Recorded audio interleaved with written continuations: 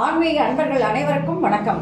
உங்களை எல்லாம் இந்த ஆன்மீக சேனல் மூலியமாக சந்திக்கிறதுல நான் ரொம்பவும் சந்தோஷப்படுறேன். நாங்கள் போகிற வீடியோ எல்லாம் உங்களுக்கு பிடிச்சிருந்ததுன்னா நீங்கள் லைக் பண்ணுங்க, ஷேர் பண்ணுங்க, குளத்தூர் பாபா டெம்பிள் சேனல் நீங்கள் சப்ஸ்கிரைப் பண்ணுங்க. நீங்கள்லாம் என்னோட வரும்பொழுது இன்னும் நிறைய விஷயங்களை நான் சொல்ல கடமைப்பட்டிருக்கேன். இன்னைக்கு பெருமாள் கோயில்களில் நடைபெறுகின்ற அன்னக்கூடை உற்சவம் அப்படிங்கிறத பற்றியும், அமிழ்த கலசம் என்றால் என்ன அப்படிங்கிறத பற்றி ஒரு சின்ன பதிவை நான் உங்களுக்கு இப்போ கொடுக்குறேன். அன்னக்கூடை உற்சவம் என்பது எல்லா பெருமாள் கோயில்களிலும் சிறப்பாக நடைபெறுகிறது. அத்தகைய இந்த உற்சவமானது சின்ன கோயிலிருந்து பெரிய கோயில்கள் வரைக்கும் கண்டிப்பாக புரட்டாசி சனிக்கிழமைகள்ல இந்த அன்னக்கூடை உற்சவம் நடைபெறும். இந்த புரட்டாசி சனிக்கிழமை நாட்களில் பெருமாள் கோயில்களில் நடைபெறுகின்ற இதை காண்பதற்காக பக்தர்கள் என்ன பண்ணுவாங்கன்னா, புரட்டாசி சனிக்கிழமை எல்லா நாட்களிலும் புரட்டாசி மாசம் வருகின்ற சனிக்கிழமை, இந்த வாட்டி 5 சனிக்கிழமை வருது.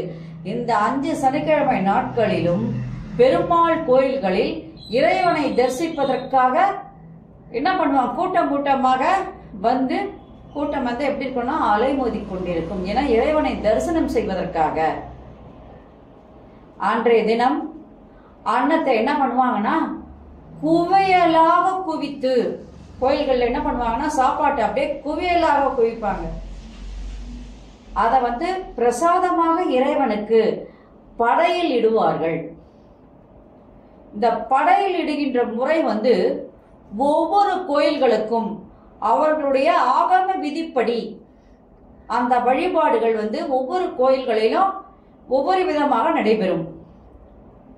இப்ப என்ன பண்ணுவாங்கன்னா, இந்த அன்னத்தை எல்லாரும் பொதுவா செய்யறது என்னன்னா, இந்த அன்னத்துல வந்து திருமாலின் முகம் செய்து அந்த சாப்பாட்டெல்லாம் கொட்டியிருக்காங்க இல்லையா, அந்த சாப்பாட்டை அப்படியே வச்சு அதுல பெருமாளுடைய முகத்தை கொண்டு வந்து, பெருமாளுடைய முகத்தை அந்த சாப்பாட்டிலே எடுத்துட்டு வந்து அதில் திருமண் நாமம் இட்டு, நடுவுல திருமண் நாமம் விடுவாங்க.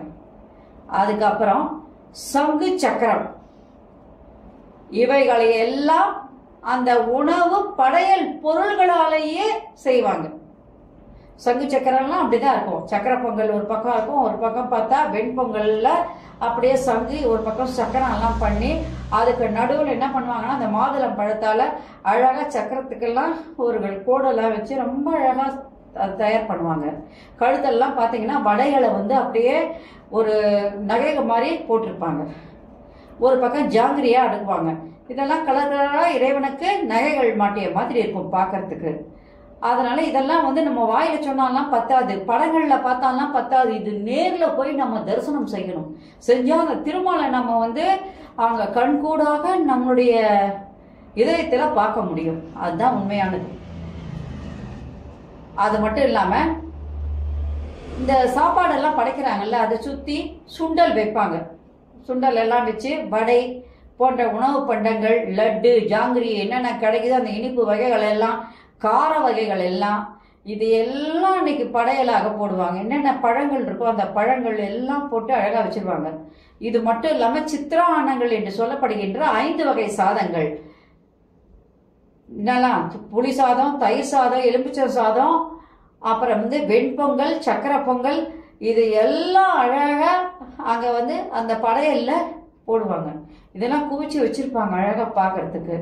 இதுக்கு மேல அவங்க என்ன பண்ணுவாங்கன்னா, எல்லாம் இதெல்லாம் தேங்காய் பழம், பூ, வெத்தலை பாக்கு எல்லாம் வச்சதுக்கு அப்புறமா இவங்க மறுபடியும் பஜனை செய்ய ஆரம்பிப்பாங்க. அந்த பஜனைகள்ல பக்தர்கள் எல்லாம் ஒண்ணு சேர்ந்து கலந்துப்பாங்க. எல்லாம் அந்த பஜனையை பாட பாட பாட பாட பாட அந்த திருமால் அங்க தானாகவே எழுந்து வந்து விடுவார். அப்பொழுது பக்தர்கள் வந்து எல்லாரும் கோவிந்தா கோவிந்தா கோவிந்தா கோவிந்தா என்று திருப்பதி ஏழுமலையானுக்கு தங்களுடைய குரலை எழுப்பி அவரை இங்கே வர செய்வார்கள். இந்த கோவிந்தா கோவிந்தா என்ற கரதோஷம் பக்தியில் நம்மை இறைவனோடு ஒன்றுபடுத்தி விடும். நம்மளுடைய சிந்தனைகள் எங்கோ இருந்தா கூட அந்த நேரம் எல்லாரும் கோவிந்தா என்று கத்தும் பொழுது நம் சிந்தனை அப்படியே அந்த கோவிந்தனோடு சேர்ந்து வந்துவிடும். அது மட்டும் இல்லாம அனைவருமே இறைவனோடு ஒன்றுபட்டு விடுவர். அந்த நிலையில எல்லாம் ஒண்ணு சேர்ந்துருவாங்க. எல்லாருக்கும் ஒரே பெருமாள் காட்சி கொடுப்பார். லட்ச மக்களுக்கும் அந்த ஒரே நேரத்தில் இறைவன் வந்து அங்கே காட்சி தருவார். இந்த வழிபாடுகள் எல்லாம் முடிந்த பின்பு பக்தர்களுக்கு துளசி தீர்த்தம் கொடுப்பாங்க, முக்கியமானது. அப்புறம் ஷடாரி வைப்பாங்க. இதுக்கப்புறம் மஞ்சள், குங்குமம், கற்கண்டு, துளசி இவைகளை பிரசாதமாக முதல்ல வழங்குவாங்க.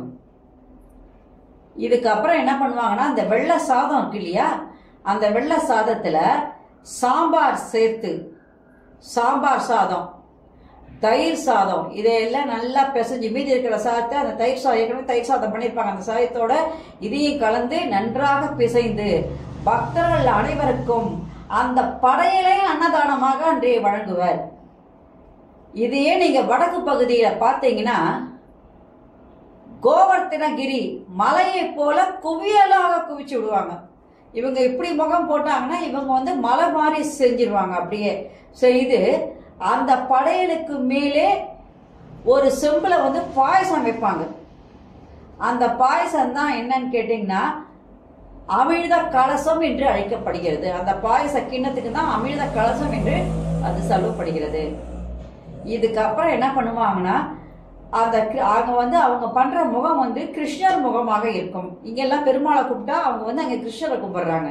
அதனால அந்த மலைக்கு வந்து கிருஷ்ணர் முகம் செய்து அதுக்கப்புறமா அதற்கு திருமண்ணிட்டு எல்லா உணவு பதார்த்தங்களையும் படையலிட்டு எல்லாம் கூடையா வந்திருக்கும் சாமானங்க அத்தனையும் என்ன பண்ணுவாங்க, படையலாக போடுவார்கள். அந்த வழிபாடு முடிச்சது, இந்த படையலெல்லாம் போட்டு முடிச்ச உடனே பார்த்தீங்கன்னா கிருஷ்ணரோட ஆடல் பாடல் பஜனைகள்.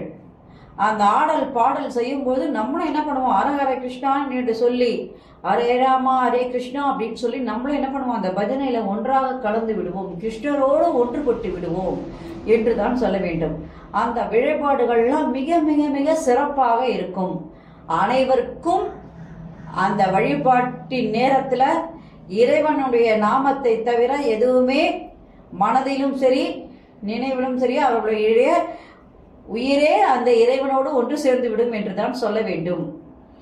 அதுக்கப்புறம் இந்த பிரசாதத்தெல்லாம் ஒன்னா சேர்த்து எல்லாருக்கும் என்ன பண்ணுவாங்க, அன்னதானமாக போட்டுருவாங்க.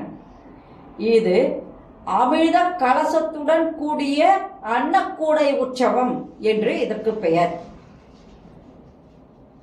வீடுகளிலும் சரி கோயில்களிலும் சரி பெருமாளுக்கு பிடித்தமான அன்னத்தை பக்தர்களுக்கு வழங்கி திருவேங்கடநாதனுடைய அருளை நாம் பெற வேண்டும். அது கோயில்களை சென்று நீங்க செய்யலாம், இல்லை வீட்டில் படையல் போட்டாலும் அந்த படையலே 4 பேருக்கு நீங்க கொடுக்கணும். கொடுக்கும்போது பெருமாளினுடைய அனுகிரகம் உங்களுக்கு நிச்சயமாக கிட்டும். அதனால புரட்டாசி மாசம் முழுவதுமே இறைவனுக்கு நாம் வந்து தொண்டு செய்கின்ற ஒரு மாதமாக நாம் நினைத்துக் கொள்ள வேண்டும். அந்த இறைவனோடு ஒன்று கலக்கின்ற நாம் வந்து ஒரு மாதமாக இதை நினைத்துக் கொள்ள வேண்டும். அதனால இந்த பக்தர்கள் அனைவருக்குமே, கோடான கோடி பக்தர்கள் அனைவருக்குமே அன்று ஸ்ரீனிவாசனுடைய அனுகிரகமும் அதே நேரத்தில் மகாலட்சுமியினுடைய அனுகிரகமும் கண்டிப்பாக கிட்டும் என்பதுதான் உண்மை என்று சொல்லணும். இதுதான் அன்னக்கூடை உற்சவம், அமிழ்த கலசம். ரெண்டுத்துக்கும் விளக்கத்தை நீங்க பார்த்துட்டீங்க. நாளைக்கு இந்த புரட்டாசி மாசத்துல எதை செய்யலாம் எதை செய்யக்கூடாது அப்படிங்கிறத பத்தி ஒரு விளக்கத்தை கொடுக்குறேன். நாளைக்கு அந்த பதிவை பாருங்க. நன்றி, வணக்கம். இந்த வீடியோ உங்களுக்கு பிடிச்சிருந்ததுன்னா நீங்க லைக் பண்ணுங்க, ஷேர் பண்ணுங்க. கொளத்தூர் பாபா டெம்பிள் சேனல் நீங்க சப்ஸ்கிரைப் பண்ணுங்க. நீங்கெல்லாம் என்னோட வரும்பொழுது இன்னும் நிறைய விஷயங்கள் நான் சொல்ல கடமைப்பட்டிருக்கேன். நன்றி, வணக்கம். அனைவருக்கும் நலம் உண்டாகட்டும். ஓம் நமோ நாராயணாய நமः. Subscribe to my channel and please press the bell icon for more videos.